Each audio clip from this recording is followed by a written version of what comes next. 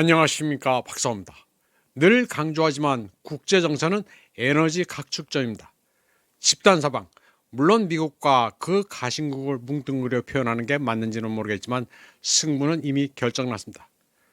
중국 티안진의 상하이 협력기구 정상회담에서 러시아, 중국, 몽골이 2600km 길이의 시베리아의 힘2 가스 파이프라인 건설 협정이 역사의 획을 그었습니다. 이제 러시아 가스가 유럽으로 대량 공급될 가능성은 사라졌습니다.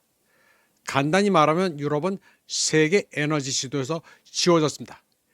시베리아 힘2로 인해 독일 등 서유럽의 산업은 고사되고 중국이 안정적인 가스 공급을 보장받게 됐습니다.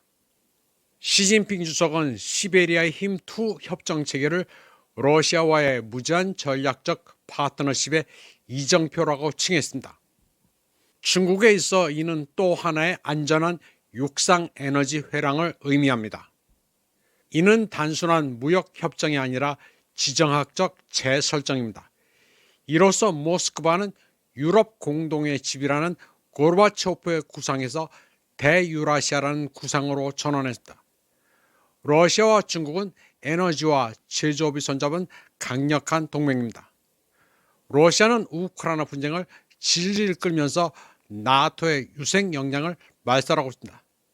에너지난과 반전 여론, 경기 침체 등 온갖 이슈가 어우러져 극도의 혼란을 겪고 있는 유럽은 러시아와 전쟁을 할 수가 없습니다. 그대로 내버려두면 참여한다는 것을 러시아는 잘 알고 있습니다. 이태리 지정학자 로렌조 마리아 파치니는 유럽 정치 엘리트들이 경제적 자살을 선택했다고 말합니다. 그는 전략문화재단 웹사이트에서 브라셀의 자살은 EU가 미국 이익에 완전히 종속된 데 따른 결과라고 시작했습니다. 파시니는 오늘날 유럽 사람들은 어두운 숲속에서 길을 잃은 고아와 같다고 말했습니다. 그는 브라셀이 모스크바와의 에너지 관계를 끊음으로써 베이징의 전략적 입지를 강화했다고 시작했습니다. 파시니는 오늘날 유럽이 미국산 에코가스에 막대한 비용을 지불하고 있으며 산업 경쟁력을 잃고 경기 침체에 빠져 있다고 말했습니다.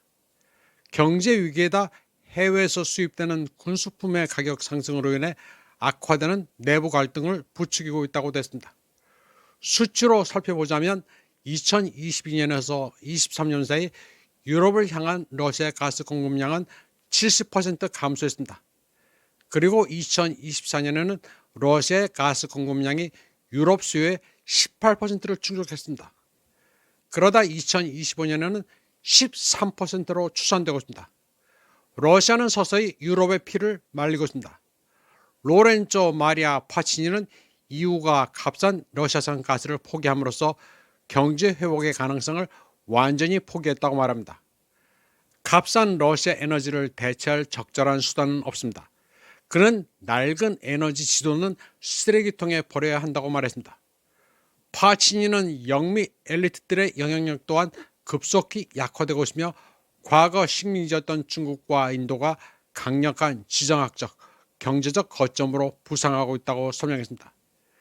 그는 유럽이 확실한 붕괴에 직면했으며 서구의 규칙 기반 질서 역시 무너지고 있다고 결론지었습니다. 참고로 인도의 진달 스틸 인터내셔널은 독일 최대 철강사인 티센크룹의 인수를 추진하고 있습니다. 진달 스틸 인터내셔널은 티센크룹의 철강 사업부에 구속력 없는 인수 제안을 제출했습니다. 진달 측은 구체적인 재무 내용은 밝히지 않았지만 독일의 주력 산업인 철강이 얼마나 쇠락했는지를 보여주고 있습니다.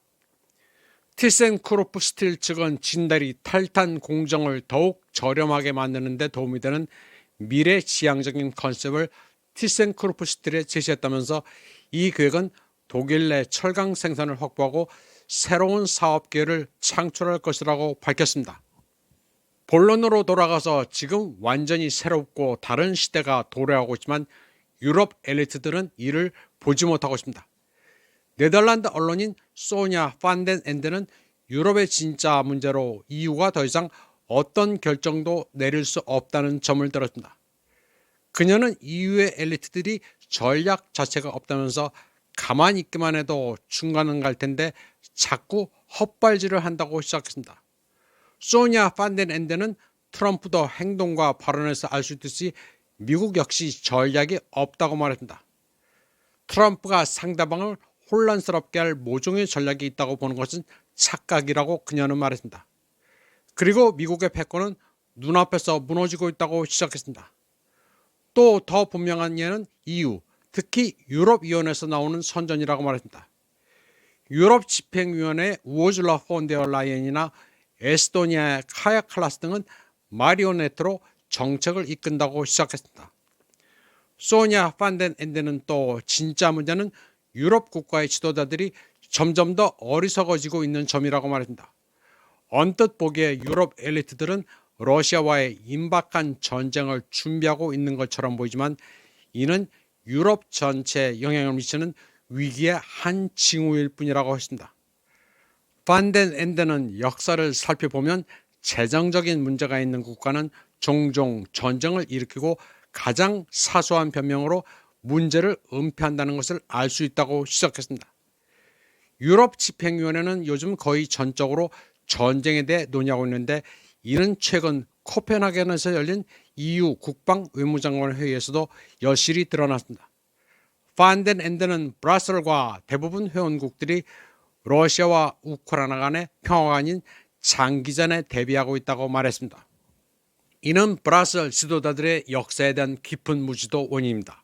그녀는 EU 외교수장 카야 칼라스를 예로 들면서 에스토니아 국민들은 아직 제2차 세계대전의 역사를 배우지 못했다고 말했습니다. 판덴엔데는 발트 3국의 많은 사람들은 자기네 국민 상당수가 홀로코스트 당시 나치에 협력했고 수천 명의 유대인을 처형한 암살단에 참여했다는 사실을 모른다고 지적했습니다. 판덴엔데는 유럽 엘리트들이 전쟁과 군대에 관해 일관된 전략이 없다고 말했습니다.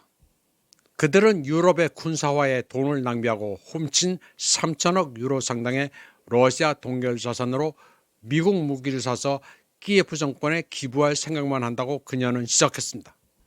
그리고 이런 행태로 유럽연합 집행위원회는 유럽인들의 적이 됐으며 EU는 해체될 운명이라고 말했습니다.